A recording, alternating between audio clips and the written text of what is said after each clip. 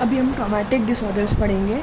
अब ट्रॉमेटिक मतलब अगर ईसोफेगस को ट्रॉमा होता है उसके कारण कौन से डिसऑर्डर्स होते हैं। वो दो रहते हैं, एक रहता है अपना मैलरीज वीस्टियर, दूसरा रहता है बुरहाउस सिंड्रोम। ठीक है, ये किस में ट्रॉमेटिक डिसऑर्डर्स किस में होता है? ये अल्कोहलिक्स में होता है। अल्कोहलिक्स में क्यों होता है? क्योंकि जब उनको वॉमिटिंग आता है जो कि फोर्सफुल रहता है, जिसके कारण ईसोफेजियल वॉल्स जो रहते हैं उनका रप्चर हो जाता है। ठीक है, तो उनके कारण ये दोनों डिसऑर्डर्स होते हैं। अब उसमें क्या होता है, एक रहता है वॉमिटिंग अगेंस्ट क्लोज ग्लॉटिस। अगर हमारा ग्लॉटिस जो रहता है वो बंद रहा, उसके अगेंस्ट अगर वॉमिटिंग होती है तो सारे के सारे लेयर्स रप्चर हो जाएंगे। ठीक है, अगर वॉमिटिंग होती है against close glottis then all the layers are ruptured, and if vomiting is against delayed relaxation of cardia, मतलब अपना वॉमिटिंग हो रहा है पर जो अपना हार्ट है वो रिलैक्स नहीं हो रहा है, धीरे धीरे रिलैक्स हो रहा है, तो उसके कारण सुपरफिशियल रप्चर हो जाता है। ठीक है, और उसमें क्या होता है, सुपरफिशियल वो रहता है सुपरफिशियल रप्चर। तो जब सारे के सारे लेयर्स रप्चर होते हैं तो उसमें अपने को वो बहुत ज़्यादा सीवियर रहता है। ठीक है, पहले तो वो बहुत ज़्यादा सीवियर रहता है, उसमें अपने को सर्जिकली उसको ट्रीट करना पड़ता है। मोस्ट कॉमन साइड क्या रहता है उसका? Left posterior lateral side of lower 1/3 of oesophagus.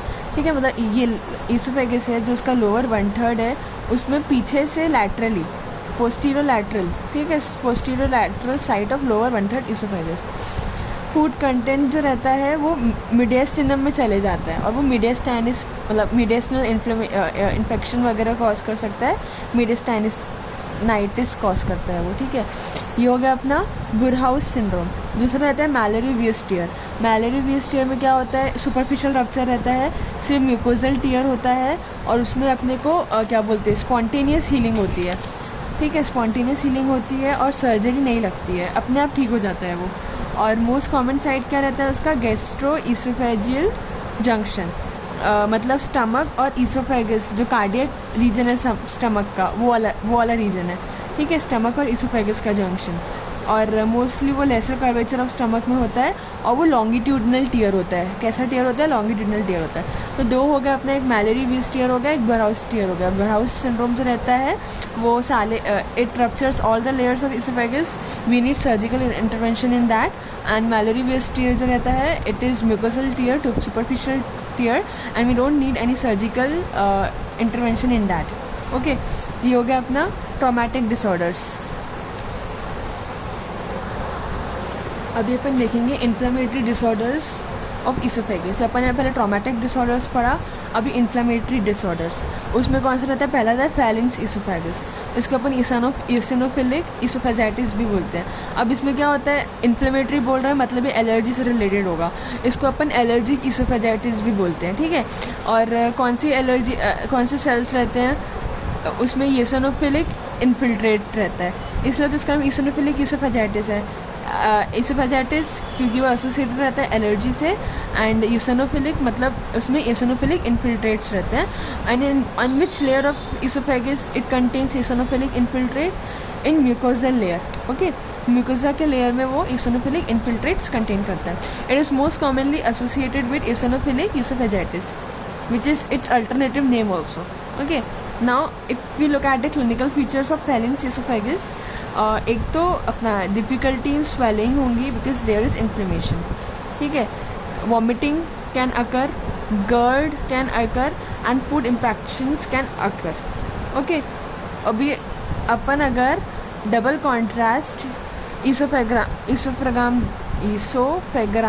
देखेंगे तो उसमें क्या होता है, अकर्स कॉन्सेंट्रिक म्यूकोजल थिकनिंग। अगर अपन उसको देखते हैं, ठीक है, ईसोफेग्राम में इट इज़ वो अंदर से एक वो रहता है, ये क्या बोलते हैं, इंस्ट्रूमेंट रहता है। ठीक है, तो इसमें क्या होता है, अकर्स अगर अपन देखेंगे अंदर से तो कॉन्सेंट्रिक म्यूकोजल थिकनिंग रहती है। कॉन्सेंट्रिक ऐसे देखो, ऐसे कॉन्सेंट्रिक है ना सांप के समान, वैसा।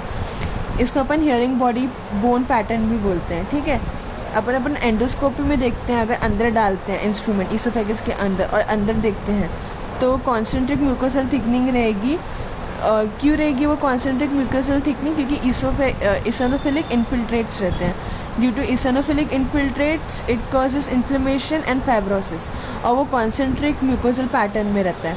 ठीक है, it looks like trachea and also call the trachealisation of oesophagus, क्योंकि वो कॉन्सेंट्रिक रहता है ना, ऐसे ऐसे ऐसे ऐसे, तो वो ट्रैकिया के समान दिखता है, इसलिए अपन इसोफेगस जो ट्रैकिया के समान दिखता है इसलिए अपन उसको बोलते हैं ट्रैकेलाइजेशन ऑफ इसोफेगस.